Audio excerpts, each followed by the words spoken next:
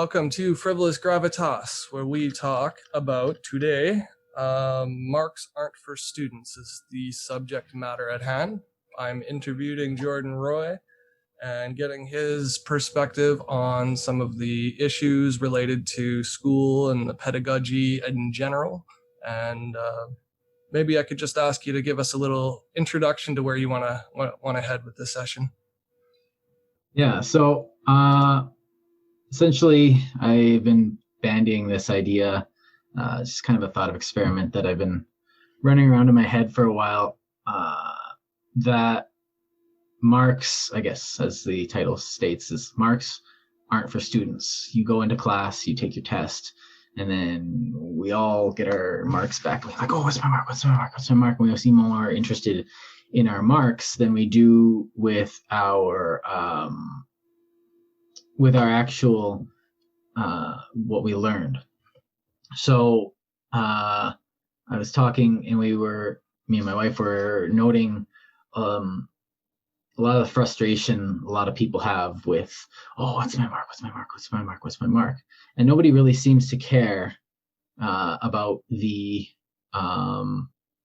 actual knowledge that they're gaining with with regard to the subject matter that they're trying to learn. So they go in, they're looking for that mark that that signifies that they have, learned that thing. But to me, it seems like that's misplaced. If you know the material, you know the material. I guess what you're saying is like the social function of the institutions of education are sort of lackluster in their direct focus and their way of motivating students is for like job training rather than acquisition of general information. So you go into school, and it's gonna be a bit hard to get used to. You go into school and you with the express purpose of you hope to gain skills. The university says, we're going to give you the skills in order to succeed in life, or we're going to give you the thing you need to be competitive in the workforce. You're going to give you that accreditation that allow you to go further in life. But do you end up going through this with a view to the end? Now, that isn't to say that you don't go to school without the view to the end. You go into a college program with a view towards, getting that accreditation for carpentry or plumbing or whatever, so that you can actually practice, being an electrician or a mechanic or something. You need those skills because going in, you don't know them.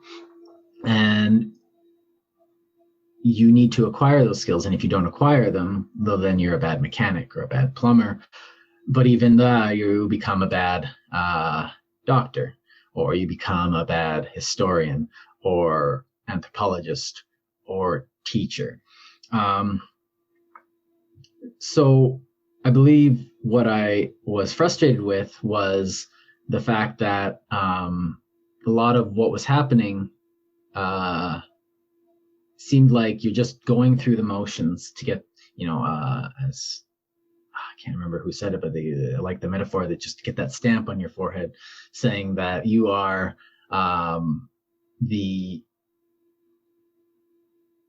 you are accredited, you have learned the requisite amount of skills, you have shown this.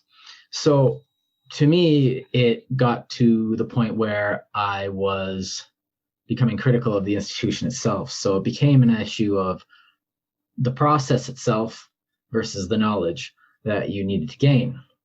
And the idea that I was coming across is that the marks don't actually represent what you're trying to learn. I remember going through class and I would be getting fair marks. I'd be getting fair marks for the effort I was putting in a lot of the time. I remember getting a couple B pluses when I should have got a B minus, but I was getting A's and B pluses generally. But the subjective nature of my work in my history degree made it such that the marks didn't really seem to be a consistent valuation of what I was doing. How did you construct your argument was a bigger thing. Did you use your sources properly? But in the end, did your argument make sense? So it becomes more like that. Whereas in something more qualitative, something like. So I guess what you're saying, though, it doesn't sound to me like you're against the idea of marks in general. You're just against the focus on them, right? Yeah. The certification being the end goal, but like jobs training versus education, they're not the same thing. You can train somebody to lay a brick, and you can train somebody the chemistry and physics behind brick making to make better bricks before you lay them. Yeah, so I think I think one of the things that I'm getting at is that that's a bit of a false dichotomy, because education is always supposed to be practical. You're always going to have a practical aspect to it, no matter what you're studying. I don't care if you're studying history, because you're studying history in order to do better history. Oh no, I just enjoy it. Well, yeah, that's great, but what you're gaining, you're putting stats into anthropology so that you can use that, use those skills for something. So you can come up with a new view, or you can do work in an area that you're interested in more effectively. Just as if you go and study anatomy, you need to know the parts of the body in order to become a doctor. Now, to me, that can't be diversed from it, but having things focused on just a simple, this is your mark, it means this is how good you are. And I'm not approaching this from a marks are siloing us into a categories. So if you get a 40 on this, then that means you're this type of person. Or if you get A's in this, then that means you're this type of person. If marks don't really tell you anything. And that's my point, is that when you get a mark, it doesn't really matter. So what do you think? Oh, sorry. What matters more, did you learn what you needed to learn in order to do what you need to do, or what you want to do with your life? So for me, that meant learning how to construct an argument, learning how to defend an argument, learning how to use sources, learning how to properly cite, learning the banal stuff like properly forming citations. But at the same time, it also, did I learn enough of the actual data to, going back to last week, to be able to make those in a professional manner? But that's the same thing as learning how to fit pipes together. That's the same thing as learning how to, take apart and put back together a transmission properly, and to diagnose an engine problem with a car. There's no difference. Either you did it well, or you did it poorly. Either you did it satisfactorily, pass, or you did not do it satisfactorily, fail. And to me, that's the major distinction that a student needs to be worried about, is the ability to gain the knowledge and to learn how to use that knowledge as a skill. And the mark doesn't, if you can't do it, the baseline thing is that if you can't do it and you get through your course and you didn't learn something, you didn't learn how 18th century Britain functioned, you didn't gain a skill, you didn't hone your skills of debate and discussion, you did the bare minimum of reading just to get the thing. And that's why Where the other thing is why, which I want to get to later, is why I think marks aren't. So then that begs the obvious question, what are marks for? Marks are for the administration, because marks, even though they're not for students and they're not useful for students, is my thesis, I guess, here, they are very useful tools for the administration itself. Can we dive into that? Like, what do you think the function is, the beneficial social function of marks to an administration? Like, how is the administration helping education itself? Well, you get a administration that's based on needing to be able somehow to decide whether or not 30,000, 50,000 students, even down to, smaller high schools, 2 to 1,200 students, who you somehow have to figure out which of these students did well, which of these students did not do well, which of these students failed to meet expectations, and then have recourses for that. So you need to have graduation ceremonies still. Who gets to go to the graduation ceremony? Who gets accredited? What level of work allows you to get accredited? So they need to have these stratified, quantitative silos to put you in. These are the A students, these are the B students here, these are the special students, which we use Latin words for. These are the ones that we send "Are you okay?" letters to when they get a 55, or when they get like a really bad GPA. And these are the ones that we say, maybe this isn't for you letters, instead of just get out. Can I ask you to underline this for a second, though? Like, it sounds like the administration also serves a purpose of fulfilling some student needs, like emotional needs, like the pat on the head, the hat, the cap and gown, the red star. Right. We are all human beings and we're all emotional creatures. And it sounds like part of the administration's utility in the education system is to give that kind of kudos to encourage better absorption of information from the students. Like, do you think that plays a role? Yeah. Or how much, or is it useful? It is useful. And it is quite useful when used properly. For the purpose of, well, yes, they do need to maintain a database, but at the same time, competition is important. And that is one of the bedrocks of the school system itself. And I think a lot of people are missing that.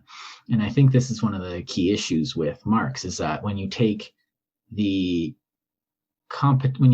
severity out of the competition, then the marks become meaningless. I specifically remember in my later years of my undergrad, I got a lot of motivation from competition. And that motivation drove me to become a lot more competent, a lot more driven. It drove me to read outside of the syllabus, which I also kind of see as a limiting factor in education. You have this idea that you have this stratifying idea of a mark. You get a C-level student, a B-level student. But in the more abstract, it's like, did I make my argument better than my opponent, better than my the other people in my class, better than the person that's writing at odds with me, nitpicks my and it challenges you, right? That's the part. Yes, saying is it better. Challenges me, but having the other people in class, and then you challenge them, and then they get right as well. So you have this competition of ideas within the classroom. And I found this actually hard when I got past my the class portion of my undergrad, and I was sitting in the library without any competition, without any thing. It was just like, all right, sit down and write your thesis. So I was like, what? All my motivation, all those little like desperations that I had, gone. And it's just like, oh, all you have to do is write. And I was just and like, you lose those eureka moments. You don't really have any of those. Like nobody's exposing you to a new frame of thought or a way of wording things because you are only yourself.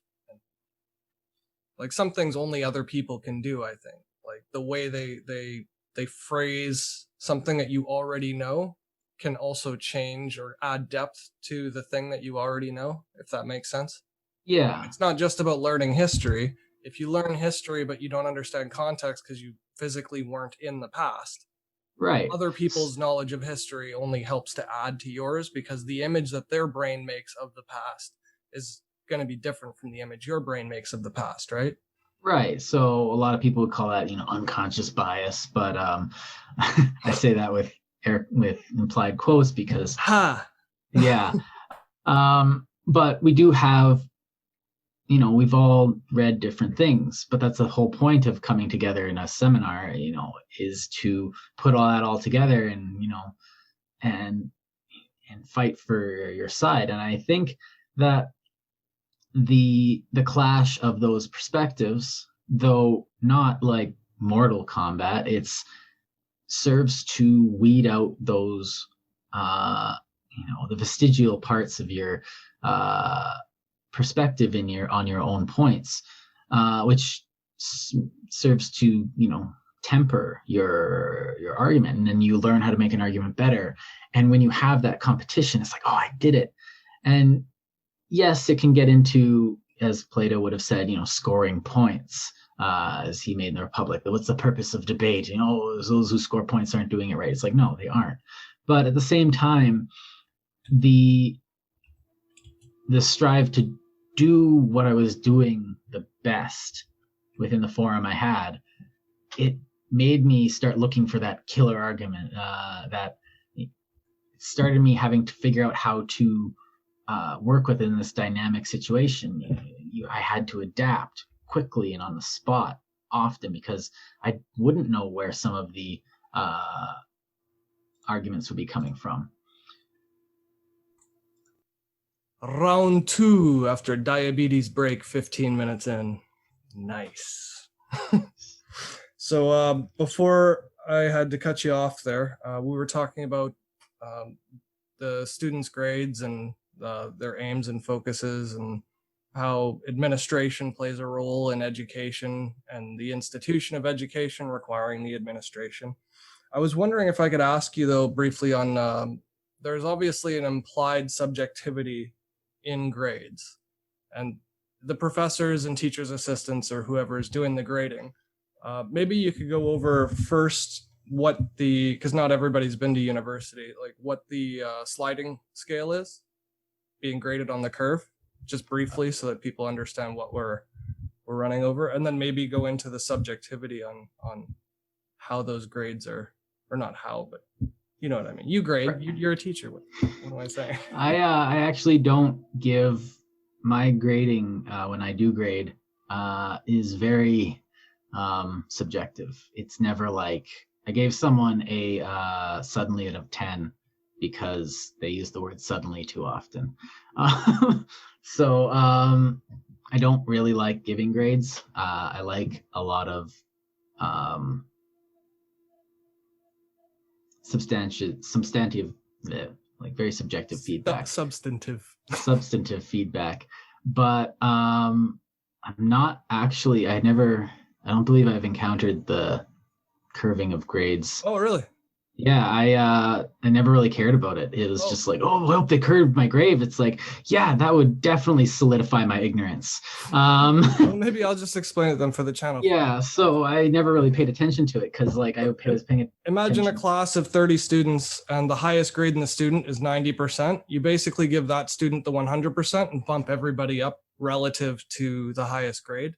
It's just that works. So, or if everybody gets a really low grade, like 60%, then you can also work on the mean, and then you can grade the best people relative to the mean and the worst Yeah. people relative to the mean. So I wish I had remembered that practice, which, like, again, I paid it very little thought in school, and then I guess I paid little thought now. It's useless in my opinion, so I'm glad. No, it's a I've heard about it from lots of people. Oh, I hope they curve it. I hope they curve it. It's just like you're admitting that you don't know stuff. It's like, oh man, I'm ignorant. I hope they let me pass anyways. It's like, oh yeah, give me a freebie. No, there's no such thing as a free lunch. And if you know it, you know it. And if you don't, tough. And I believe that practice in itself shows how meaningless the marks are for this use of the students in getting a sense of how much they've learned. So the proper thing that a student can do to figure out if they know it is to have that sense of confidence, that subjective sense of confidence in the material, in the use of the material. And if you don't have that, you're not ready for the test. Or maybe you are, and the test will give you that confidence. It's like, oh, I do know this. I did prepare enough. Or you start writing, and it's like, no, I'm not ready to write. I need to read more. I need to study more. I need to get back into the material. I'm not ready to go. And you go back to the material and you do that. But sometimes you don't have time, and that's just the breaks. And you settle for like a C, and you're like, okay, moving on. I'll be better at the next one, because in all honesty, you're not going to be as good at every single subject. There were topics in history that I was devouring. I was getting into them. I was picking them apart. I felt like I know this, like with almost little trying. And there were others that I'd have to spend, hours and hours and hours reading it, going over it, being like, oh man, all the words are swimming around in my face. And I'd just be like, no, this is not my topic. But that's part of the education too, right? Learning how to prioritize and do what you're good at. Right. And they never give you a mark for that. Yeah, that's true. They should. They never give you, because that's more important, practically speaking. Right. Were you able to manage your time properly? Were you able to show up to class every day? Were you, instead of making excuses? Yes. Were you able to, interact with people more effectively? Were you able to, form basic arguments, make connections between ideas? And they never give you marks for these. Were you able to do your paperwork? Your own personal administration. I need to get this in by Thursday. It's like, well, and they never give you a mark for this. And those are the things that companies are going to look for more than whether or not you are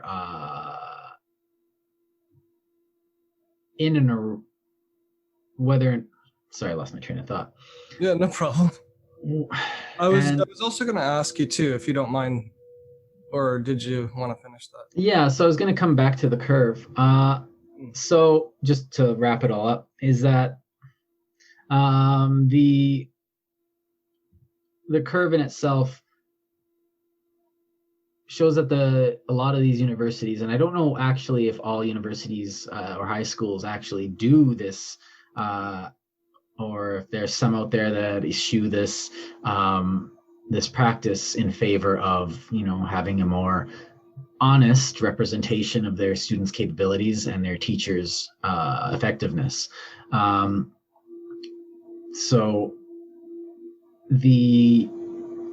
it points to the administration wanting to, get students to, get to another class, get people graduated, get people going. And that curve actually makes my point, which I want to make later, saying that school needs to be hard. And when it's not hard, again, the marks don't matter. And we can get into that a bit later. But yeah, you were going to ask? Yeah, one thing that you mentioned that I really wanted to make sure we talked about, and I'm sure you'll probably get to it later, but and if you are, we can skip it and move on. But competition being like the healthy competition, not cutthroat, but No. the type that challenges your thought and makes you like an argument you already know and believe in, that you can think about it in a different way to explain it to somebody else who's maybe not following or who has a different opinion or whatever. But just the process of reorganizing your thoughts to explain them differently, I think. Right. It's good about competition and the challenge, right? Right. So school is a challenge. It's supposed to be a challenge inherently, but the competition itself is a well, like you said, there's a cutthroat competition where you just be like, oh, I'm gonna destroy that guy and I'm gonna take him out. I'm gonna blah blah blah, and that honestly is very unhealthy in a classroom. You get people arguing. It's like, oh, I don't like that person's political agenda. They just argue for the sake of arguing rather than productive. Yeah. So, or they go, no, that's wrong, because I don't know, I got called all kinds of names in class by people who weren't. No, they don't. Oh, you're wrong. It's biological determinism or this or that. And I actually would relish when people did that, because it's like, oh, that's where you stand.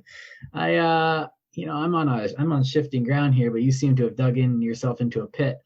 But at the same time, you get it turns the classroom into a zero-sum game. And, either I'm right or you're right. There's no, I'm going to prove what I think is right. And this ends up being the case with a lot of current scholastic theoretical. And it is very much like game philosophies. Like you said, it's a zero sum when you start attacking people's opinions just for the sake of the conflict, right? Right. And then your arguments become very subjective. This is what I think. Yeah. It's based on what you feel to be right rather than what you know to be right. And honestly, I generally take what I feel to be right to be an indication that I should think more in that direction and see if my feeling is actually right, because there's usually actually something worth discovering there. But that's only a signpost. It's not the mine in itself. But that leads to a very zero sum. This is what I believe and feel and want to be right, which is, and then you're just pontificating and pushing your right. agenda on people. It's not. You start, you fire your arrow first and you move the target over top of it. But the competition of you prepare your notes, bring them in and say, here's what I'm going to argue, point 1, point 2, point 3, and then you start arguing. You're like, oh man, I need to get rid of point 2. This is wrong. Yeah, exactly. So you're in competition, yes, with the other. And it's like students. A live game too. Yeah, but you're also in competition with yourself. And yes, it is a bit of a game, but it's not to destroy the other student or the teacher's argument, or to get the class to just be like, yes, preach, yeah, yeah, oh yeah, and like echo. And I found that a lot in class, where you get these people trying to not only get points, but to find themselves at the head of a soapbox. Whereas, what do these mean? And I was in competition to figure out a better understanding just first. I wanted to flesh out the most nuanced position. I wanted to flesh out the most stable position. And yeah, that is a competition against the other people in the room. But it's not zero sum, because I can share that with everyone in the room. Here is what I think. And I'll take stuff from, this corner of the classroom. I'll take stuff from this corner of the classroom. I'll take stuff from my notebook. I'll take stuff from, stuff that comes up at the top of my head. And I'll take stuff from other stuff that I've read in other fields. I'll put as much stuff as I can get to build the best construction. So everyone's in pottery class. You're not going to build clay balls to throw at someone's head. You're going to all try and build the best, cup or the best teapot or something. And building the best teapot doesn't destroy any of the other teapots in the room. And I think it doesn't send them home so that they can think about the fact that they have bad privilege or something. And likewise, hoarding a skill or a technique and making a teapot doesn't benefit anybody. Like, it's only useful to learn a trick if you share it with everyone else. And it's also terrible if we all have the same teapot. Yeah, that would be awful. Like, oh, I think that's the major problem with online education, is that you have that problem come up a lot more than in a school. Yeah, online education is, well, we'll probably get into that later, but thanks for indulging me in the deviation. I just wanted to derail us a little bit and cover some of the groundwork before you went any deeper into what you wanted to discuss. Yeah, well, it's just, this is a thought experiment, so yeah. See where the wind takes us. So oh, go on. Oh, I was just going to ask you, where would you like to go? Well, sorry. Like I said, I lost my voice teaching the other day, so I'd like to actually get back to the original. So why don't we look at marks themselves, and then we can move into what administrations are. So while I was thinking about this, I came up with I kind of had to define my terms, always define your terms. Is that, what are marks? What do I mean by marks? And I came up with, very ad hoc a definition. I'm not going to be like Webster's dictionary defines marks as, something that you make on the wall. No, it's a tool that is used as an abstract representation of capability on a certain set of knowledge or data, base information, or ability to perform a set of functions. So, can you repeat that? Sorry. So, it was good. It was just concise. Yeah. So you have marks, you have these things, and they're an abstract representation, and they're representing a individual or even group, if you're on a group project, their capability to use a set of knowledge, to know a set of data, base info, state capitals, parts of the body, dates, names, or ability to perform a set of functions, skills. Can you build that engine? Can you put a computer together? Can you serve a table? Can you... application, basically. Yeah, application. There's definitely holes in this, but I think it serves my purpose because I'm setting up a distinction that I have taken to heart over the course of my education, that there's three sets of capabilities of things that you can learn. There's information, data, then with data you create knowledge. So the use of that data, what does this mean, kind of stuff. And then there's wisdom, applied knowledge. Now there's also, physical skills, there's also that, but generally we all can, throw a ball. Where do you throw the ball? That's wisdom. Knowledge is the ball. What is a ball? This is a ball. Information is this is a ball. Knowledge is I can throw the ball and I need to throw the ball at the catcher. And knowing that you can't throw it to space, there are limitations to where you can right. throw it. Before you even throw it, these sort of... Wisdom is how do I use the ball properly, the most effectively. And then you can use that to hone your skills of throwing. Skills being the that's very well put. I like that, the 3-step approach. So wisdom means I'm not going to throw the ball at people's heads. Wisdom means I'm going to sit down and think about, my trajectory and this and that, and my grip and stuff like that. Wisdom is why am I throwing the ball?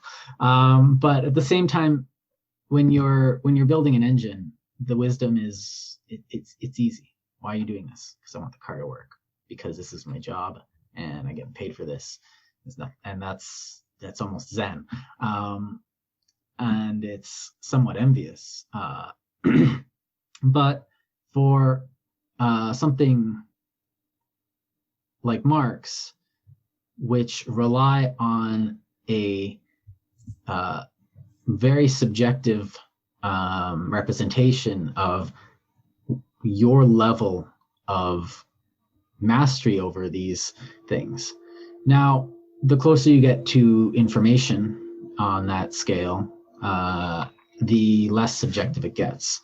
So what are the state capitals? Well, if you get 45 of the state capitals correct within the objective set of data, then you have a certain mark. If you get 25, well, then you are 50%. You got, half wrong. You are halfway there. You are half capable at this set of knowledge. That's easy. That's a very quantitative point. This goes for things like anatomy. Yeah, okay, I'm probably gonna get biologists like yelling at me, but which bone is which is that? And I know there's variation between humans, but there's little variation as humans. Things like parts of a computer. How does it, the nature of a transistor. These things are very quantitative to analyze. So honestly, marks are an easy way to represent that. And this is very good for first and second year university, where they're teaching you concepts. This is one way that we look at it. Here's another way, and here's the cognitive behavioral method. How do you grade concepts, though? Like, did you define it properly? So, like in psychology, you have the physical, cognitive. You have behavioral. I'm getting these wrong. Probably it's been years. But you have all these different things. So then you say, okay, define these 4 perspectives in psychology. Define, give me a definition of what the Renaissance was. Give me a definition of what the Reformation was. Give me a definition of what the Crusades were. And it's like, well, the Crusades were when China did this, it's wrong. That's easy. There's a certain set to it, but we've already started moving away from data, because Crusades is now reliant on aspects of knowledge. Why did the Christians decide to do that all of a sudden? Why did the Pope in Rome call for an attack on the Holy Land? Well, it has a lot of, you need a lot of other information, and to put that together to get a knowledge of what the Crusades were. And you can still test this quantitatively, because either you're right or you're wrong. You can be more right or more wrong. And it starts getting gray when you start to be like, well, the Crusades happened in 982 AD. Oh, that's not right. When the Pope in Rome decided to, based from pressure from the Eastern Roman Empire, blah, blah, blah, blah. It's like, okay, everything is right except for the date. So I can't give you that full mark. So that's where it gets gray. But generally, if you have good enough, they'll give you the grade. And so if the entire test is that kind of quantitative, you can generally give a good set of, did you do enough work to understand the concepts that we were going over? Were you paying attention? Did this and that? So, but that's also a representation of how much you were listening in class. It's also a representation of time management. It's also a representation of this and that. And everyone's going to be different. Some people are going to be like time management wizards. Some people come to class every day. Some people come to class every day and fall asleep. And generally, that's going to be reflected in your marks. And yes, you can't, tag every person. This is why I'm kind of arguing from a position of personal responsibility rather than how can the administration better track all of their students? It's like, I don't like that question to begin with. But that's is where it gets a bit tenuous, though, right? Because there's subjectivity involved in the teacher grading the gray areas, like the concepts. Right. All the students are going to hear it and understand and know the same words, but some of them are going to grasp the concepts differently, right? And grading a concept is like part of it is grading their ability to communicate the concept, and part of it is grading their ability to retain the concept, like to acquire it. And that to me feels like regurgitation, because the grade is based on how precisely you reflect the way it was taught to you. Right. That to me is a bad way of grading or giving. Right. Well, and that's why, like, a lot of the first year in university is going to be regurgitation. You need that base of knowledge in order to, do actual work. And a lot of first and second year students make the mistake of thinking that their first and second year is, actual scholarship. That you get a 2-year degree. Oh yeah, I have a university degree. It's like, cool, you started. Yeah, it's high school 2.0. Yeah, they should be teaching a lot of that stuff in high school anyways. But the other thing is that sometimes it's a good representation of maybe university isn't for you.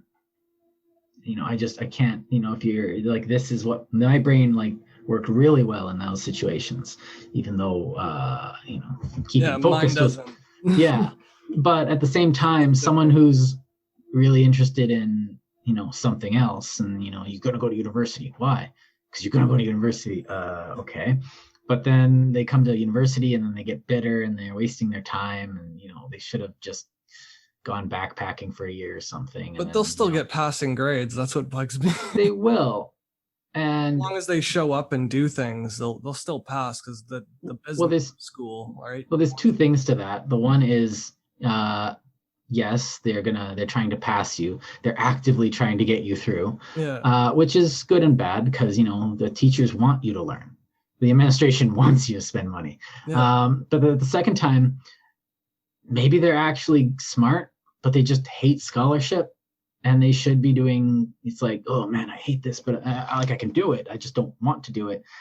And that's, it's wanting to do it makes it a lot easier, but maybe they want to go into culinary arts and they're forcing themselves to go through university. Go get your red seal. Don't study anthropology for anything but fun. Do it for fun. It'll make it more fun. You can still read those books, but, do what you love first. And sometimes it's hard to know that. And sometimes you can convince yourself that something is fun when it's not.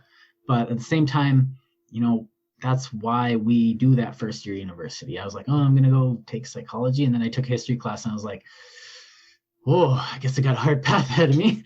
But you're saying do what you love just for first year, right? To learn what you want to get into. It's not. No, the opposite. Just love their jobs and nobody will have to pick up garbage.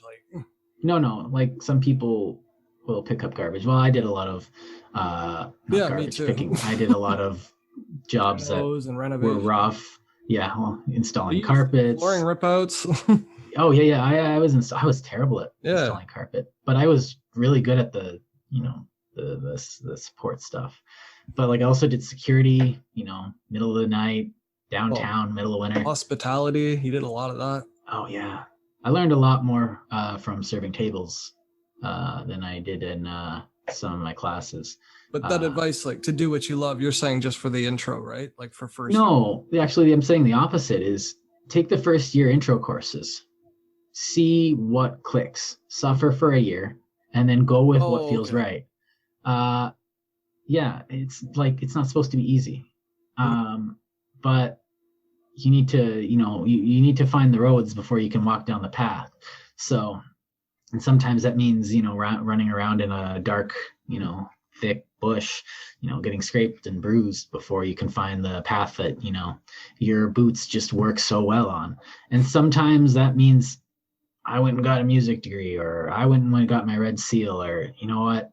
I love cars. I'm going to go work on cars. Mm-hmm. So it's different for everyone, but that's why we have this, liberal humanist institution, so that you as an individual can place yourself.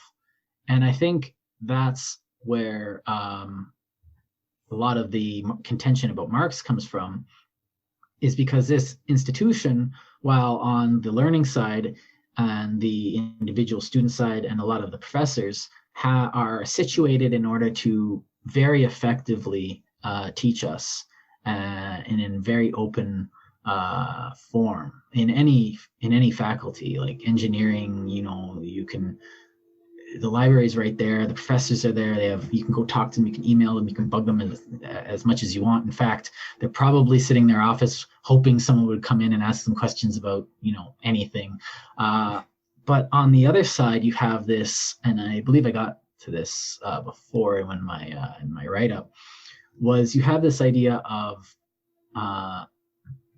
a centralized school based around a very Prussian model of scholarship. And yeah, you should go into that, actually. I like that bit.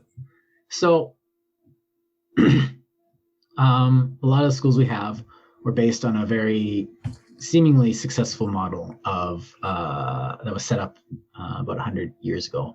So 100, like in the late 19th century. Before that, it came from a lot of what we do in lectures and in university is based around the Christian model, very similar to as you would see in church. There's a guy in the front telling you what you need to know in a lecture, or you get in the old universities where they would just dictate to you and you'd write your own book based on, you'd take down verbatim what the professor was saying, reading from his book that he took down. Sweatshop schools. Yeah, well, this is how the old monastic schools used to work. And okay, I'm glossing over it, but it's very different from the Socratic method that the Greeks and the Romans would have used, and the ludus, and wandering around being like, what's that? Oh, that's a tree. Let's the find walk out and talk is my favorite. Yeah, it works good in some subjects, and a lot of Roman schools were built around that, if you could afford to send your student there, although there was a lot of corporal punishment because, well, they're Roman. Yeah, they love that. Yeah, it's like, beat your children. Why? Because they're Why Roman. not? They need to be hard. They're probably going to go to war. Why? We're not molesting them. We might as well beat them right now. It's like, why are we going to have to prepare them for war? And the Romans are like, it's what we do. But it's also what the Prussians did. So in the 19th century, you have this Prussian amalgamation of the German nation. Very glossing over. I'm sorry for any German historians that are watching. Putting strudel on history. Yeah. So you get this amalgamation in the 19th century across all of Europe towards we need to teach the populace. And there's a lot of cynical theories about this. Particularly, I'm ready for this, Benedict Anderson, who saw the schools as a very, who saw the schools as a very way of instituting the cultural constructions of the state onto people in order to create, citizens who had the right sets of knowledges. And doing that through the school system, right? Right. And he also saw maps and, borders and stuff like that as museums, as maps and museums and art is another facet of that. This is a very postmodernist approach, and he's right to an extent, but he's cynical, and it limits his analysis because it still did educate people. The problem is that the top-down approach there wasn't any conspiracy to create, perfect citizenry, although there was that idea, how can we create Prussian people? Now, the problem is that the reason I diverge from Anderson is because I don't believe it actually worked. The Prussian ideal was never really attained. The gloss of it was, the perception through the propaganda, and everyone thought everywhere else looks like this. Prussia, Germany looks like that. The people act like that. And when you ask them that specific question, they know the answer to it kind of like automatically, right? Yeah. So when you think of a Prussian, you think of a soldier wearing gray, with their Aryan Phalian features, and they've got that. Maybe they've got a mustache, but generally they've got a very martial, straight And that, or if you're not thinking the martial, you're thinking of kind of that Bavarian ideal. And strength is just the pervasive kind of right, strength to everything, orderliness, and you also have in the 19th century a idea of the nation and people working towards the idea of the nation and towards the greatness of the nation. So they set up their schools with regard to this. So, we need to educate our people because they need to know how to read, because then they can be more effective, and they need to know how to do math so they can, learn how to use an artillery piece, and they need to know how to work in a factory. So how do we train them? Well, you sit them down in rows, just like you're standing in column. And so you sit them all in, no one's sitting, with regard to where they need to sit, or they're not sitting like in the monasteries in a position that facilitates writing. They're sitting at a desk. Attention, you get up. You sing the national anthem, I guess it would be back then. I don't know. That sounds really familiar, though. Our school kind of did that too. Really, it does sound familiar, doesn't it? So then history rhymes, eh? So you sit down, and there's a bell or a buzzer. Okay, time for math. Time for English or German. Time for physical education. Time for. And in the Prussian system, though, they sort of engineered people's aptitudes, right? They taught them engineering for warfare, but not enough to like overthrow their own government or anything like that, right? Right. Well, they were trying to give them skills that they could use in, I don't know if they taught them engineering, but they were teaching them how to read. They're like, if you can teach them to read, you can teach them to read a manual, which means they can learn how to use a machine faster, which means they can learn how to take apart their rifle faster. And you want them to invent machines and stuff and use them properly, but you don't want them like, I'm not a historian, but what I remember anyway from the Prussian system, they were very specific about what you're allowed to learn too. Like they didn't let you learn like Arabic and stuff like that, for instance.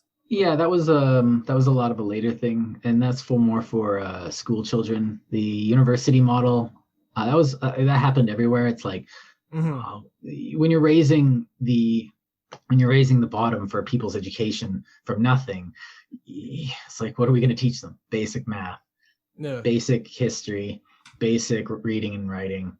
And then didn't they limit people's like understanding of like geopolitical affairs? Depends on where you live. Like that. Like it would be very, very circumstantial. So if you're in like a workers' town, you'd probably get a lot of, propaganda in that vein. But it was very basic stuff. But the idea was that everyone should get this because we need effective citizens, and effective citizens make a powerful country, and a powerful country can be capable in war because the British are just so damn powerful right now. So we need a better army because their navy is just, indomitable. And so you get this idea that we need to train them. So train them to work in a factory, train them to work in the army. Get them used to taking orders, get them used to timetables, get them used to, doing simple tasks. Like do this, now go do that. And then get them used to structuring their day in a martial way. Everything can be ordered in a martial fashion. So the doctrine is like the discipline itself, right? Right. And the problem is that it, to some extent, worked. Discipline is a valuable asset in anybody's life. The problem is that not everyone responds to it. And the people that responded to it did very well. I would have been absolutely terrible at it. And you get like early ADD studies kind of like, why aren't they falling into this? It's like, because they need to, move from place to place. So it did work to some extent, but if you're not that orderly of a person, but you're still creative, or you just have an outlook that doesn't really fit into that structure, then you're not going to do well. And we've moved away from that a lot in ways. We have more Socratic methods with seminars instead of just straight lectures forever. And we have moved away from it in the fact that students have a lot more freedom to study what they wish, to find their spot within the exploration of ideas. Now, we still need to structure things. Everyone has to go to the class at the same time, and you run out of brain power at a certain time, so you need to only be there a certain time. So, class starts here, it ends here. We're going to talk about it in this time period because people have got jobs, people have got families, people have got other stuff that they need to do. So the idea of a set time is convenient. But the rest of it is very liberal, and liberalized in the way that you have the freedom as a student to forge your path, to talk about whatever you want. But the administration hasn't really moved beyond that in anything but lip service. And that's where I kind of bring this back, is that they are still thinking within the paradigm of where do you fit in the system? How can we order you within the system? I don't know if there's a way to get away from it, but I think that and this is where I come to the idea that school needs to be difficult, because what the administration is doing, and that perspective of ordered management of their student bodies, doesn't really work if everyone passes. If everyone just gets you know what, you tried, that's good enough, let's let you go. The fact that you tried is good enough. And a pat on the bum. There were folks in the history program in my university that were in school, and they had been doing their master's for 7 years, and that was 3 years ago, and I don't even know if they're done. And that seemed absurd to me. A 2-year program taking most of a decade to complete. That's your life, and you're paying your money and your time, and you're not moving on with your life, and that's a failure, period. And can I ask you about that? Is that the administration, the professor, or the student? Well, it's everyone involved. Because as a society, we don't want that, right? We want people to learn as young as possible because they'll be more productive that way, like from the macro perspective. Yeah, we want them to become adults as soon as possible. We want to. So who's responsible for that failure, though, in your view? Well, I think there's 3 points. The student, not who's afraid to move on and who's afraid of failure and there's a fear in there. But as well as there's a inability to grasp the necessity of their task and the essential things that they need to perform in their task. There's the professors who aren't willing to use the rod, and I'm not saying corporal punishment, but harsh words. Yeah, carrot and stick. Being frank. Yeah. And the administration who is just sitting on those checks going, yeah, sure, let's keep going. Now, this in the humanities is happening because the humanities faculties are afraid of becoming irrelevant, which is preposterous, because history is not going away. In fact, we keep making more of it. People are still going to be around. We still need to learn how people work. So just because STEM fields are like science, engineering, all that, those, the lawyers and all those things are, in these really prestigious positions. It's nearsightedness too, right? Well, you also get like things like application of that education, or like that's useful right now. Let's do more right. of that. But at the same time, it's someone who's gotten through an entire undergrad degree, an entire master's degree, and not known what they want to say. You have a thesis, find something to say, and you can't get it out. All you have to do is write the thesis. I sat down, it took me a year-ish to get mine put together. And I felt I was going slow.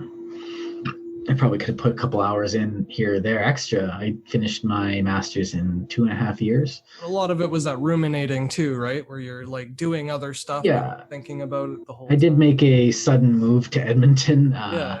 So that kind You of. were working the entire time you were in school. Yeah, that's true. Doing that. Yeah, that was rough. But I feel like a lot of that is indicative of a system that isn't saying that no, a 50 is a fail and you have to live with that. And they're making it like, well, what can I do to get around this? Oh, well, maybe we can curve the grade so that, all these people that got 50s, in that case, it's the teacher that failed, or the curriculum is just nonsense. Because, not every teacher is a good teacher, but sometimes students will still figure a way to get through it. And that comes down to the administration too, right? Because some teachers don't even want to teach, but they have to. Like they're forced to by the rules of the university to teach X amount of classes in order to do their research on the side or something like that. Right. I had one professor lay it out for me very well. I'm not going to get into any names. There's going to be no names here. No. Where he said teaching and the actual classwork was about 40% of their job. The next 40 was like student outreach, and 20% was their research. So student outreach includes like extracurricular stuff to do with students, like I don't know, but like office hours, sitting down with students, talking to them, answering emails, just sitting down and guiding, because setting up the course and marking, or mentoring stuff. Like theses. So thesis not even that big. Like the teachers, professors spend a lot of time just being like sitting down with their students, going like, all right, I know you were having trouble with this, but let's get you through it. That's what they're there for, and that's great. Mm-hmm. But if you're having trouble, the thing is that we have this impression that anyone can do it. Anyone can get through school. All you have to do is put the work in. And that's a lie. That is straight up a lie. And I know my own limitations. I know where places that I would be very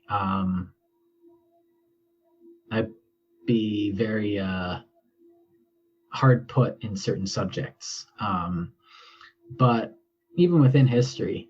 But you feel the same way though, casting yourself into someone else's like personality? Because people watching this probably don't know you, but I know you from like climbing the outsides of buildings and like fearless, like your limits because you've tested them your whole life as like a matter of modus operandi. Yeah, how far can I jump from before breaking? Yeah, it turns out it's pretty high. In your notes here before, you were talking about the homogeneity of the system, where like you have personalities all come funneling into a single uniform system that's supposed to fit everybody, and they tell everybody they can pass, like you said, but that's not necessarily where they should be. Like somebody has to take 3 years to write a thesis and they have nothing to say.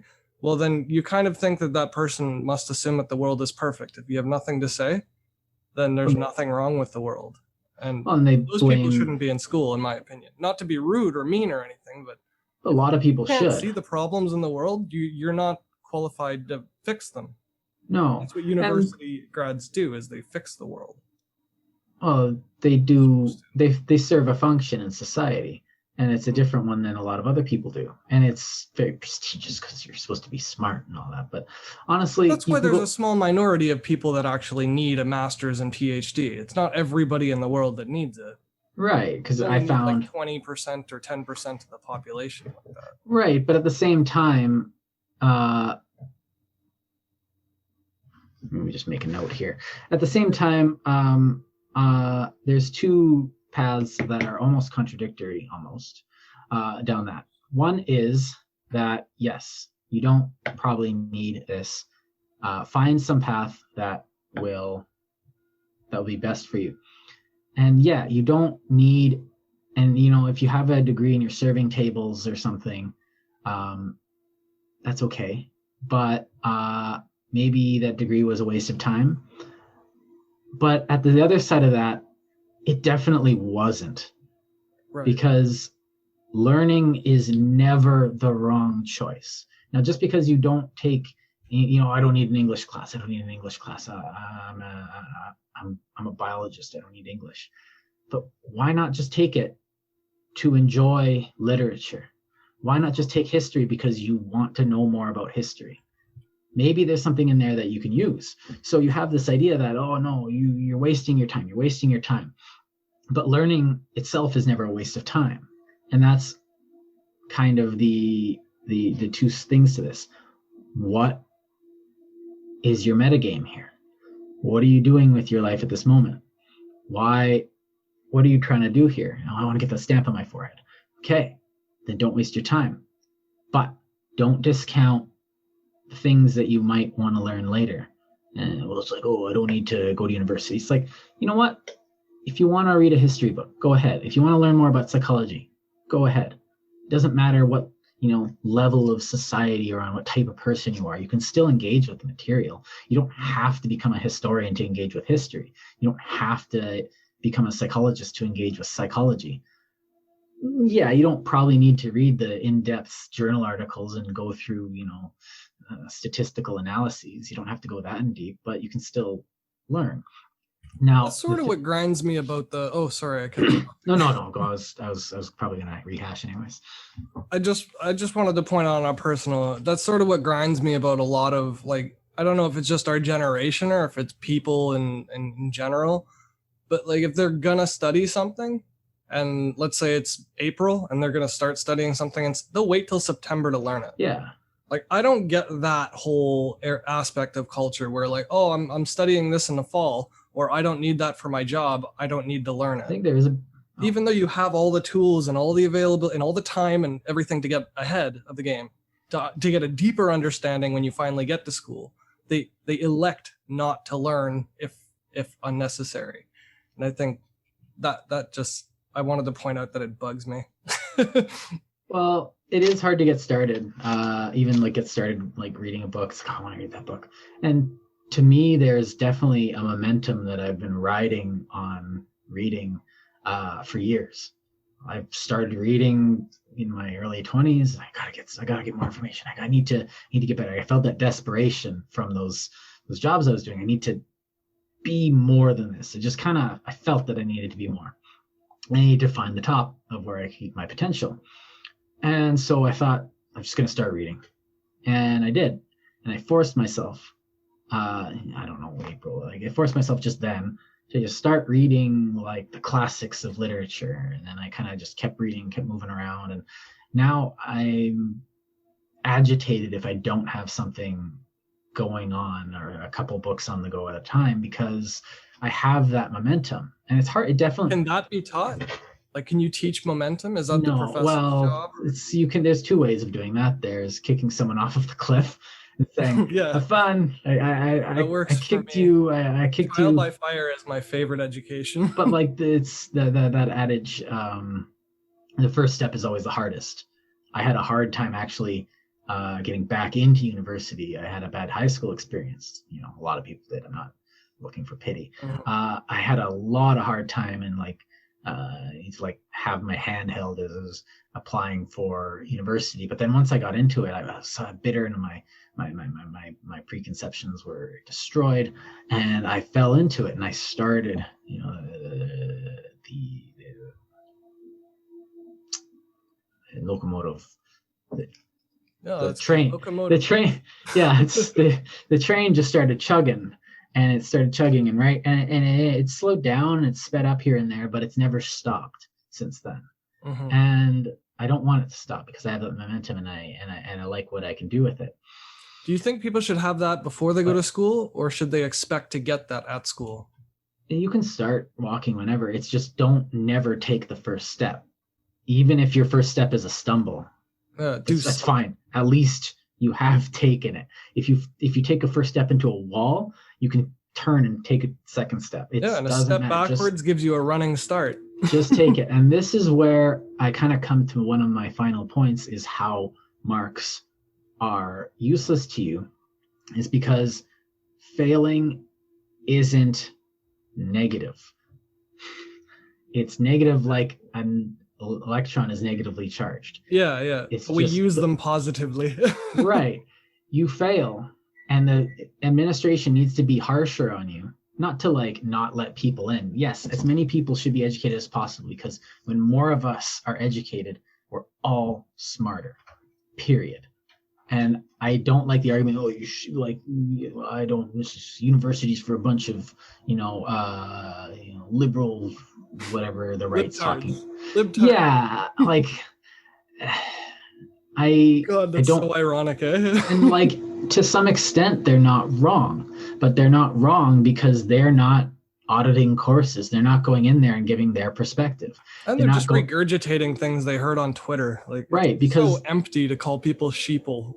Right. Well, the young activists in classes are sitting there not failing, and they're not being told they're wrong. But then the people who aren't going to school are not being told they're wrong because they aren't being tested either. So I guess you get stuff like the this orthodox forming in the universities, and like things like the Heterodox Academy are doing great work to fight that, to get multiple voices in the institutions. But it's just straight up, but that's just nitpicking, because it is scary to start things, and it's scary to think that you could fail. You don't want to fall down a pit. Oh, I failed, that means I'm failing at everything. No. Fail, get punched in the face, get to the next class.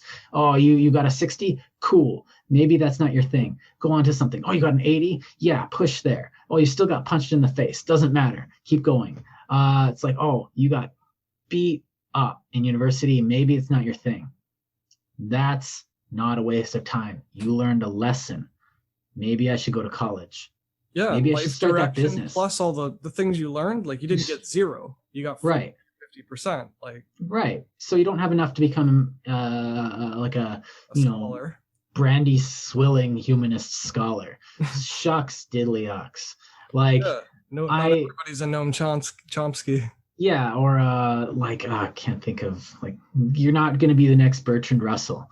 Like, on that vein, what about like exclusive admissions, like Harvard or Ivy Leagues or med school, where they like intentionally shrink the pot or the pool of candidates? It sounds good. I don't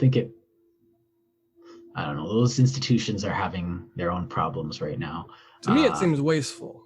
Like to have talent that just doesn't get accepted for no reason other than, and it's indicative of the old method of scholarship, where you have people in class and you have professors, especially at places like Yale and Stanford, who just record their lectures and put them online, like the Sapolsky lectures, where he's talking about evolutionary biology to a class of 150 students, but he's reached over 1 million people probably. And so how many people has he taught? Does it matter that he's an Ivy League level scholar? Does it matter that your history professor level scholar can only be taught? The whole idea is that you have exclusive access because of your merit or privilege, based on you have enough money to get in, you have the connections to get in, you have the then there's like the grades and the right, but at the same time you have the ability and to study under this guy.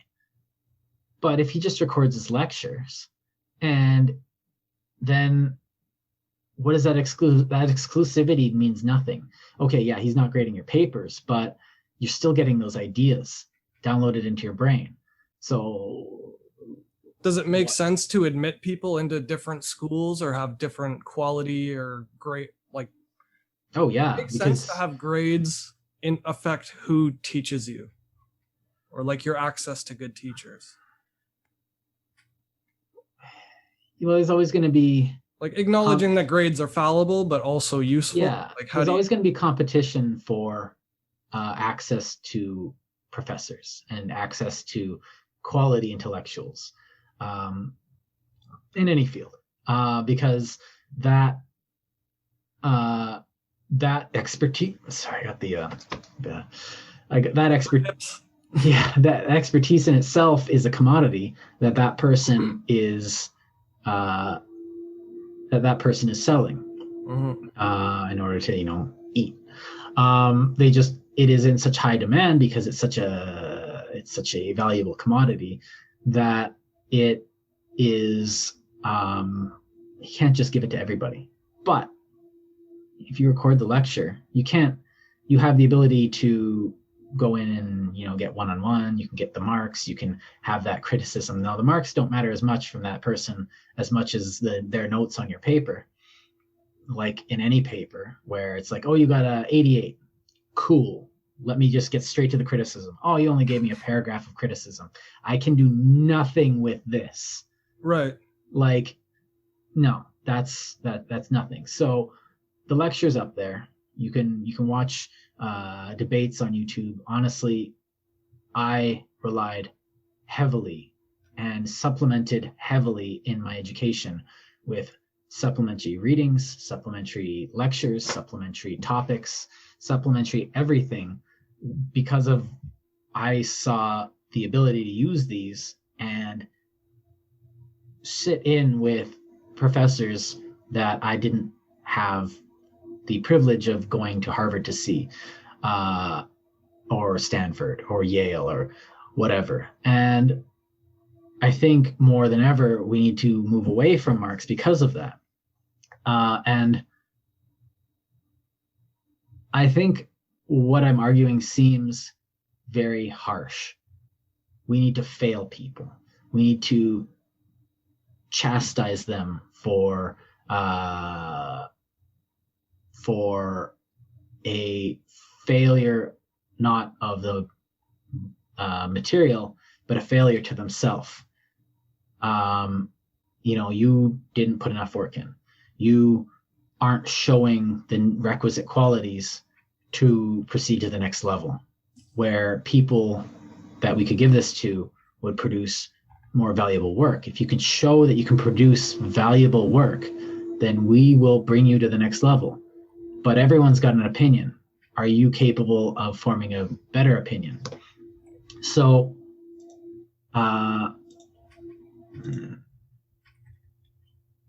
okay. So I think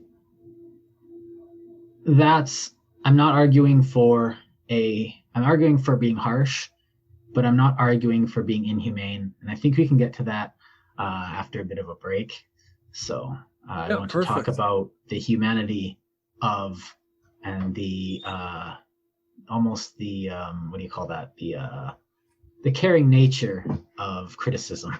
So what do you call that? It's like compassion in. Yes, that's the word. But it's like a compassionate discipline, but like discipline in the bad way, not discipline in the Buddhist way. Like, right. I'm not doing this to hurt you. Kids. I'm not doing this because I'm not mad but disappointed. But so we'll get into that after a break. Perfect. Thank you. Okay. Coming up, part 2. Dos.